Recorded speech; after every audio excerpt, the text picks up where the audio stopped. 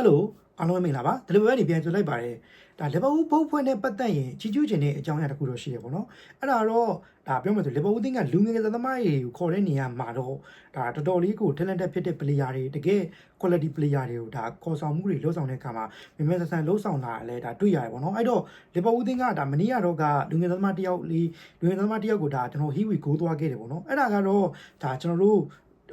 ကိုလံဘီယာကစားသမားတယောက်ဖြစ်တဲ့မာတီနက်စ်ပေါ့နော်အဲ့ကစားသမားလေးကလက်ရှိအက်တလတီကိုနေရှင်နယ်ဆိုတဲ့အသင်းမှာဒါလက်ရှိကစားနေတယ်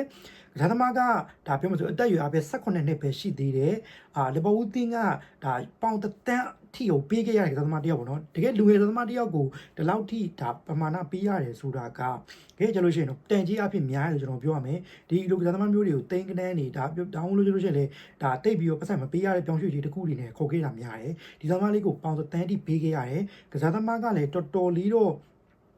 ဘယ်လိုပြောမလဲဆိုကောင်းတဲ့ player တယောက်လို့ကျွန်တော်ပြောရမယ်ဒီတစ်ပြည့်တော့ဒါသူနဲ့ similar player ဆိုလို့ရှိရင်တော့ကာကာကိုကျွန်တော်မြင်ရဗျာကာကာဆိုလို့ရှိရင်ဒါနံပါတ်10 rule ဆော့တယ်နံပါတ်8 rule ဆော့တယ်သူဆိုလို့ရှိရင်ဗျာနံပါတ်10 rule တော့ဒီကထားဆော့တယ်နံပါတ်10 rule မှာဆိုလို့ရှိရင်သူဆို ball carrying တအားကောင်းတယ် dribbling ရမ်းကောင်းတယ်နှစ်ယောက်သုံးယောက်လောက်ကိုဗျာတာလီလိန်နိုင်တဲ့ player တယောက်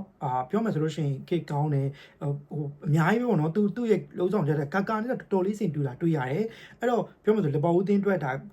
ကောင်းတဲ့ခေါ်ယူမှုတစ်ခုလို့ကျွန်တော်ပြောမယ်ဒီကစားသမားလေးကိုဒါလိုချင်တဲ့အသင်းတွေကလည်းပြောမယ်ဆိုလို့ရှိရင်အများကြီးပဲဘာကာလည်းခေါ်တယ်ဘိုင်ယန်လည်းခေါ်တယ်တခြားအသင်းတွေလည်းအများကြီးခေါ်ခဲ့တယ်ပြီးတော့အထူးသဖြင့်တော့ဒါဘရိုရှာဒုံမွန်ကတော်တော်လေးတော့လိုက်ခဲ့တယ်ဒါလီဗာပူးအသင်းကိုဒါကစားသမားကရွေးချယ်ခဲ့တယ်ဆိုပြီးတော့ဒါဖော်ပြထားတယ်ပေါ့နော်အဲ့တော့ကစားသမားကဒါအရန်ကို talented ဖြစ်တဲ့ player တယောက်လီဗာပူးအသင်းအတွက်ဒါပြောမယ်ဆိုရင်လီဗာပူးအသင်းကိုတော့လာမယ့်2029 April မှာစပြီး join မယ်လို့သိရတယ်ကစားသမားကအဲ့ဒီမှာသက်16နှစ်ပြည့်မှာသက်16နှစ်ပြည့်မှာဖြစ်တဲ့အတွက်လီဗာပူးအသင်းကိုဒါတရားဝင်ရောက်လာတော့မယ်ကစားသမားတယောက်လို့ပြောလို့ရမယ်အဲ့တော့ပြောမယ်ဆိုရင်လီဗာပူးအသင်းအတွက်ဒါ future အတွက်တော့အရန်ကောင်းတဲ့ player တယောက်လို့ပြောရမယ်ဒါ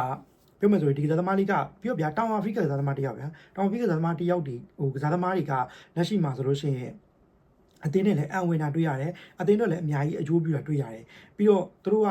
ပြောမယ်ဆိုလို့ရှိရင်ဘောလုံးပိုင်းနဲ့ပတ်သက်ရင်လည်းသူတို့ကိုလံဘီယာ player ဗျာကိုလံဘီယာ player ဖြစ်တဲ့အတွက်ဒါဘောလုံး